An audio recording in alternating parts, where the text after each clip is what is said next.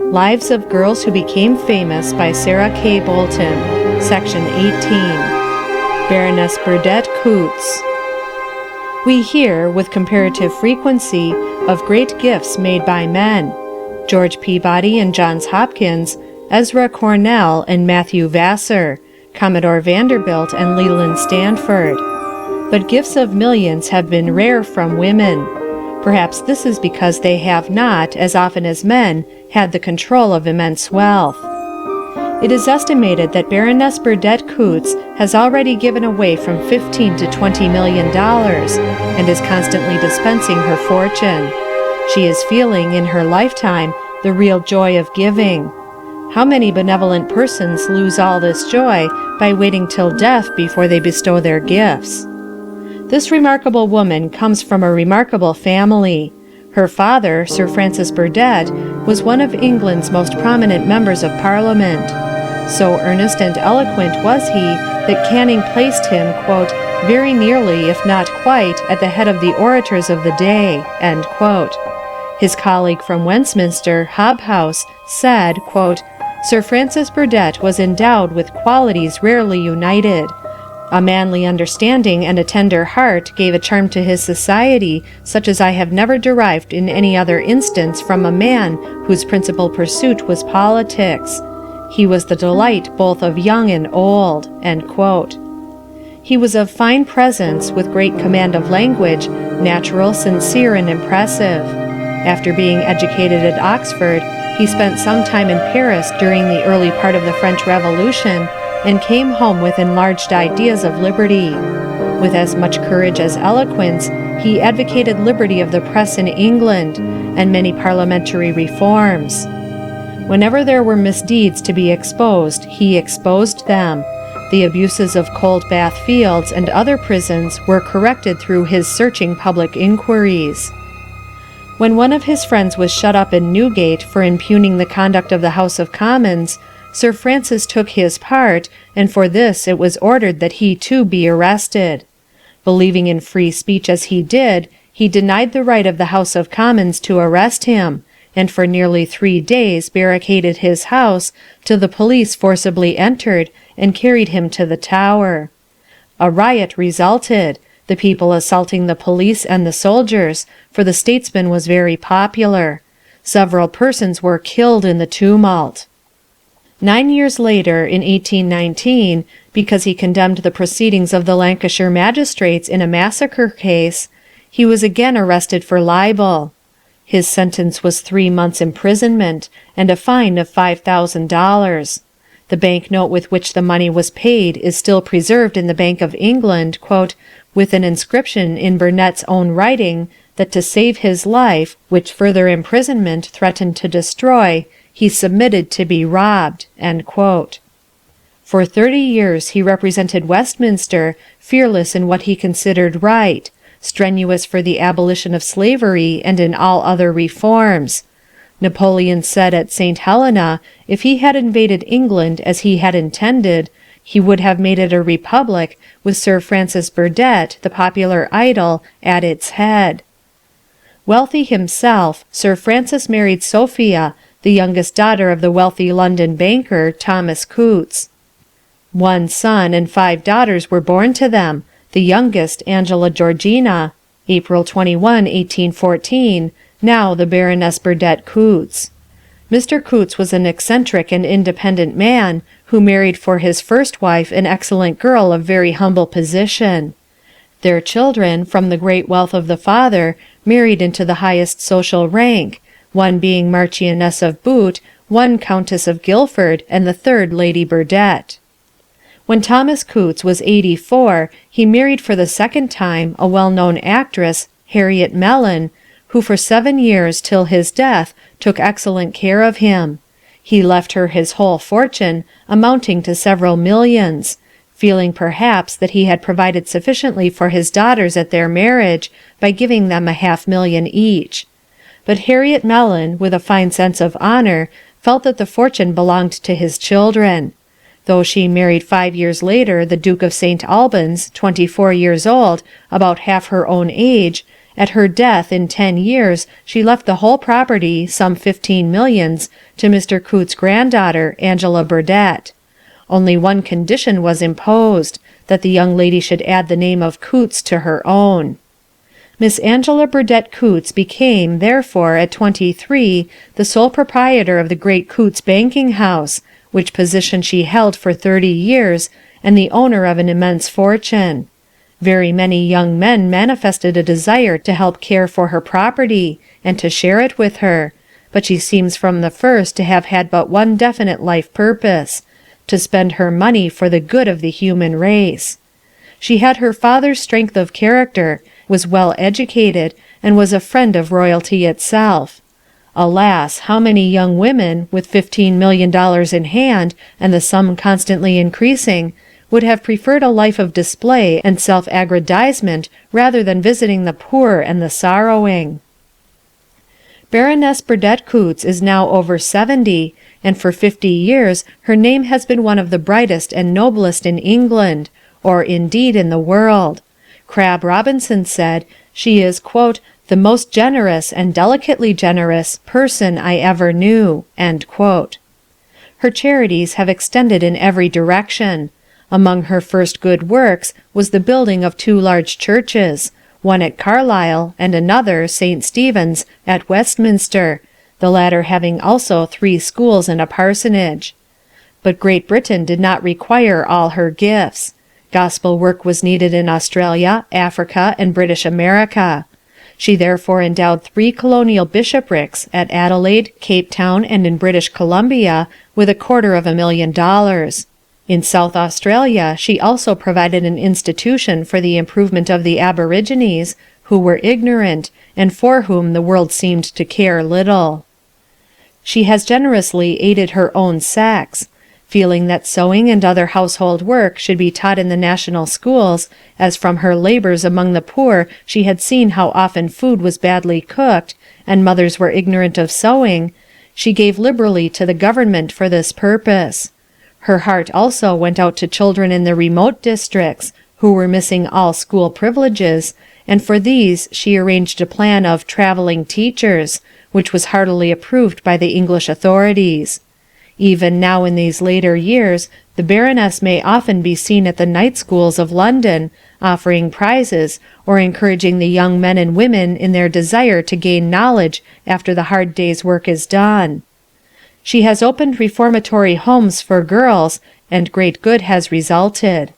Like Peabody, she has transformed some of the most degraded portions of London by her improved tenement houses for the poor.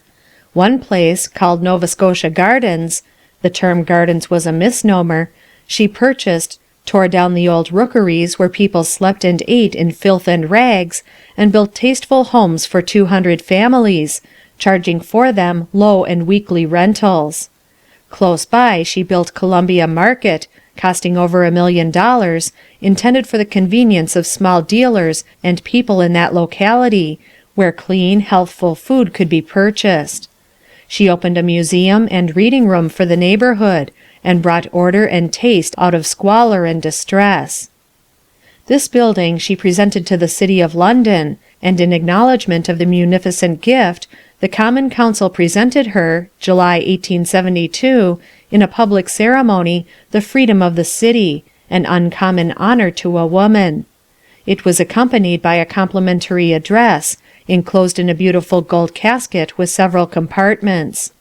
One bore the arms of the Baroness, while the other 7 represented tableaus emblematic of her noble life, feeding the hungry, giving drink to the thirsty, clothing the naked, visiting the captive, lodging the homeless, visiting the sick, and burying the dead. The 4 cardinal virtues, prudence, temperance, fortitude, and justice, supported the box at the 4 corners, while the lid was surmounted by the arms of the city. The Baroness made an able response to the address of the council, instead of asking some gentleman to reply for her. Women who can do valuable benevolent work should be able to read their own reports, or say what they desire to say in public speech, without feeling that they have in the slightest degree departed from the dignity and delicacy of their womanhood. 2 years later, 1874, Edinburgh, for her many charities, also presented the Baroness the freedom of the city. Queen Victoria, 3 years before this, in June 1871, had made her a peer of the realm. In Spitalfields, London, where the poverty was very great, she started a sewing school for adult women, and provided not only work for them, but food as well, so that they might earn for themselves rather than receive charity. To furnish this work, she took contracts from the government. From this school, she sent out nurses among the sick, giving them medical supplies and clothes for the deserving. When servants needed outfits, the Baroness provided them, aiding in all ways those who were willing to work. All this required much executive ability.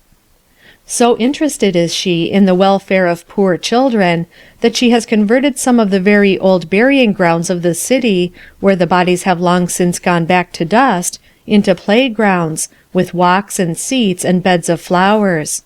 Here the children can romp from morning till night, instead of living in the stifled air of the tenement houses. In old St. Pancras churchyard, now used as a playground, she has erected a sundial as a memorial to its illustrious head. Not alone does Lady Burdett Coutts build churches and help women and girls. She has fitted hundreds of boys for the Royal Navy, educated them on her training ships. She usually tries them in a shoe-black brigade, and if they show a desire to be honest and trustworthy, she provides homes either in the Navy or in some good trade. When men are out of work, she encourages them in various ways. When the East End weavers had become reduced to poverty by the decay of trade, she furnished funds for them to emigrate to Queensland with their families. A large number went together and formed a prosperous and happy colony, gratefully sending back thanks to their benefactor. They would have starved, or, what is more probable, have gone into crime in London. Now they were contented and satisfied in their new home. When the inhabitants of Girvan, Scotland, were in distress, she advanced a large sum to take all the needy families to Australia. Here in America, we talk every now and then of forming societies to help the poor to leave the cities and go west, and too often the matter ends in talk. While here is a woman who forms a society in and of herself, and sends the suffering to any part of the world, expecting no money return on the capital used. To see happy and contented homes grow from our expenditures is such an investment of capital as helps to bring on the millennium. When the people near Skibbereen, Ireland, were in want, she sent food and clothing and fishing tackle to enable them to carry on their daily employment of fishing. She supplied the necessary funds for Sir Henry James's topographical survey of Jerusalem in the endeavor to discover the remains of King Solomon's temple, and offered to restore the ancient aqueduct to supply the city with water. Deeply interested in art, she has aided many struggling artists. Her homes also contain many valuable pictures. The heart of the Baroness seems open to distress from every clime. In 1877, when word reached England of the suffering through war of the Bulgarian and Turkish peasantry, she instituted the Compassion Fund, by which $150,000 in money and stores were sent, and thousands of lives saved from starvation and death. For this generosity the Sultan conferred upon her the Order of Medjidie, the first woman, it is said, who has received this distinction. In all this benevolence she has not overlooked the animal creation. She has erected 4 handsome drinking fountains, one in Victoria Park, one at the entrance to the Zoological Gardens in Regent's Park, one near Columbia Market, and one in the city of Manchester. At the opening of the latter, the citizens gave Lady Burdett Coutts a most enthusiastic reception. To the unique and interesting home for lost dogs in London she has contributed very largely. If the poor animals could speak, how would they thank her for a warm bed to lie on and proper food to eat? Her private gifts to the poor have been numberless. Her city house, 1 Stratton Street, Piccadilly, and her country home at Holly Lodge, Highgate, are both well known. When, in 1868, the great reform procession passed her house, and she was at the window, though half out of sight, says a person who was present, quote, "In one instant a shout was raised. For upwards of 2 hours and a half the air rang with the reiterated huzzahs, huzzahs unanimous and heartfelt, as if representing a national sentiment." End quote. At Holly Lodge, which one passes in visiting the grave of George Eliot at Highgate Cemetery, the Baroness makes thousands of persons happy year by year. Now she invites 2,000 Belgian volunteers to meet the Prince and Princess of Wales, with some 500 royal and distinguished guests. Now she throws open her beautiful gardens to hundreds of school children, and lets them play at will under the oak and chestnut trees. And now she entertains at tea all her tenants, numbering about 1,000. So genial and considerate is she that all love her, both rich and poor. She has fine manners and an open, pleasant face. For some years a young friend, about half her own age, Mr. William Ashmead Bartlett, had assisted her in dispensing her charities and in other financial matters. At one time he went to Turkey at her request, using wisely the funds committed to his trust. Baroness Coutts had refused many offers of marriage, but she finally desired to bestow her hand upon this young but congenial man. On February 12, 1881, they were wedded in Christchurch, Piccadilly. Her husband took the name of Mr. Burdett Coutts Bartlett, and has since become a capable member of Parliament. The marriage proved a happy one.